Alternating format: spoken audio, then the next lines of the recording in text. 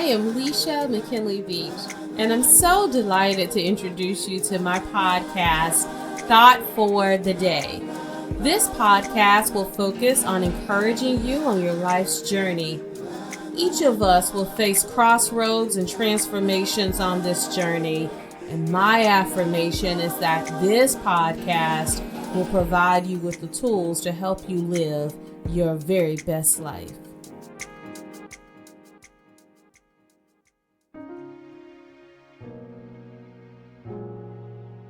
We have a special edition of our thought for the day. We just wanted to take this moment and uplift our healthcare professionals.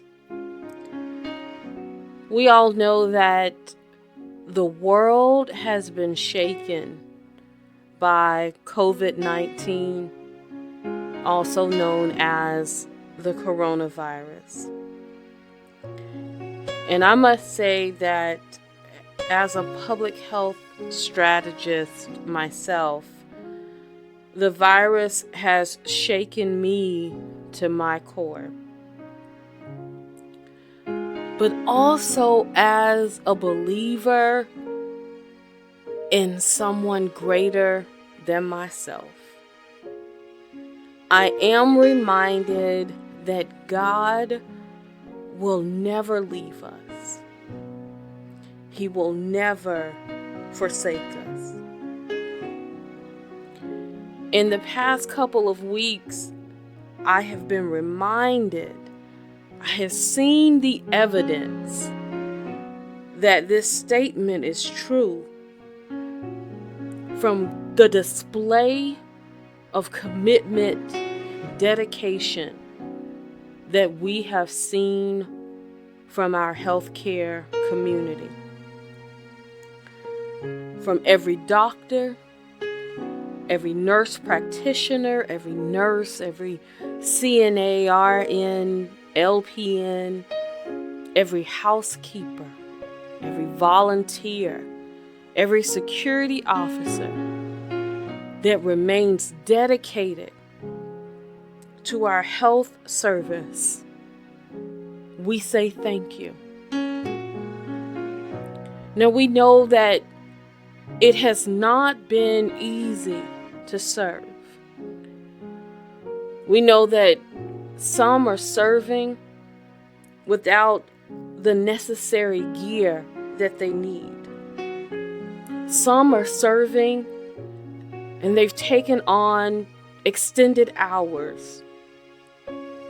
Some are serving even when their hearts are at home because their families have been impacted by this virus as well.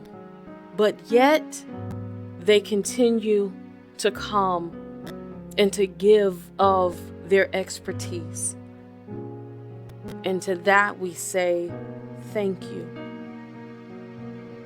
So the question is posed, am I my brother and my sister's keeper? And we see that our healthcare community is proving that they are. Every day, every hour, every second that we continue to deal with this devastating virus. But a part of this podcast is asking our community to return the favor of compassion and be their brother and sister's keeper by remaining at home. Because if fewer people contract the virus, it's less of a burden on the healthcare community. I have heard folks ask, why would God allow this to happen? Or where is God?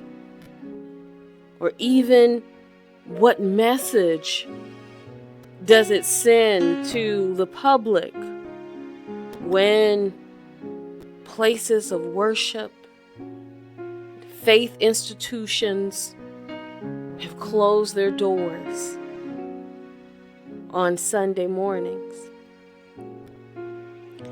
And I say to this is a beautiful demonstration of the love of God at work. And I know that may be hard for some to see and believe. But when parishioners, pastors, faith leaders put the health care of their congregants ahead of any monetary value, ahead of any stress or pressure that they may be feeling to open their doors, it says to me that is the compassionate hand of God showing people that we care. See, we believe that the Creator is omnipresent, meaning that He's everywhere. And because He's omnipresent, my living room can become my place of worship. My office can become my altar. And yes, even the kitchen can become a place of my household coming together and lift up our hands in praise, saying, thank you, God, that we are still here yet another day to give you praise, honor, and glory. We thank you, God, because our story could be different. We thank you, God, because we are still here. See, I see the presence of God in the midst of every act of kindness. I see the presence of God in people who are ensuring that children who can't be in school have food to eat. I see the presence of God in people creating movies and videos and things so that our young people can be entertained online.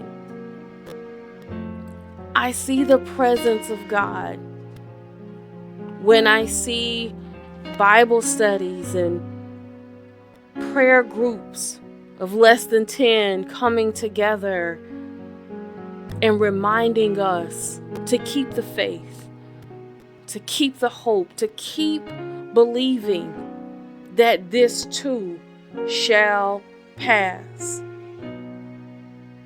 See, I see the presence of God in every tear that's shed for folks that we don't even know. But we lift up their families and we lift up their communities. And we're coming together and sending a great power of love to let them know that they don't stand alone. I see the presence of God. I feel the presence of God. And yet, with my natural eye, I see perilous times. But in the spirit, I see a unity like never before. And it is a reminder that all things work together for the good of those who love the Lord. And so as we bring this podcast to a close, we just want to take the time to say thank you to every doctor, to every nurse, every housekeeper, every security officer, every volunteer. We thank you for your service. It hasn't gone unnoticed. You're giving us a great gift. And our gift to you will be not only to lift you up in prayer, but to remain in our homes, to continue to practice social distancing, to make your job a lot easier.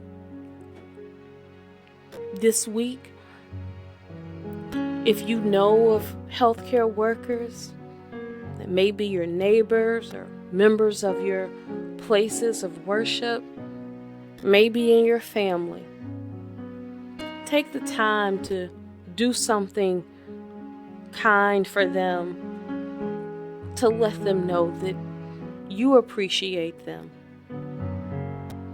To the biggest healthcare worker to me, my mom, thank you for serving our senior community. And your act of kindness has not gone unnoticed. We love you. And each week, we're going to continue to uplift those who are going through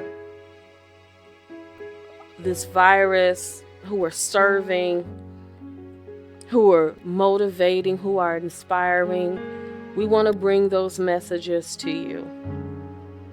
Thank you so much for listening, and tune in next Monday for another inspiring message of how we will survive this virus.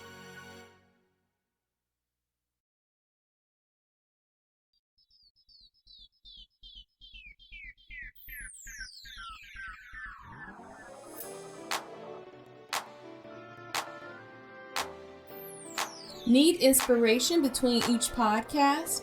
Follow us on Instagram and Facebook at thought4theday, or visit our website at www.leisha.org to listen to all podcasts that we have posted.